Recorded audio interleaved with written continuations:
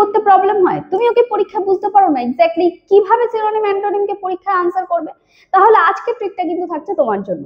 তো দেখো এখানে জানতে চাইছি what is the antonym of exonerate. এক্সোনারেটের অ্যান্টোনিম কি তোমার কাছ থেকে জানতে চাইছে।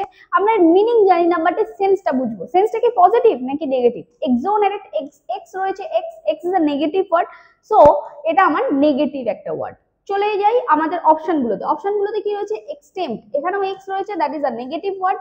অ্যাবজলভ, জেনে রাখো অ্যাবজলভ এটাও আমার নেগেটিভ সেন্সই করছে। অ্যাবজলভ মানে দূরে রাখা, বিরত রাখা, so it's a negative word.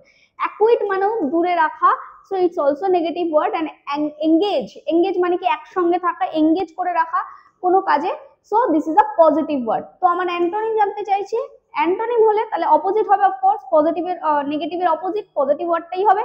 তাহলে আনসার হয়ে যাচ্ছে কি? এঙ্গেজ। আই থিঙ্ক ক্লিয়ার করতে পেরেছি। এইরকমই কিছু শর্ট ট্রিক জানতে আজই সাবস্ক্রাইব করো আমাদের চ্যানেলটা, আর বন্ধুদের সাথে অবশ্যই শেয়ার করো।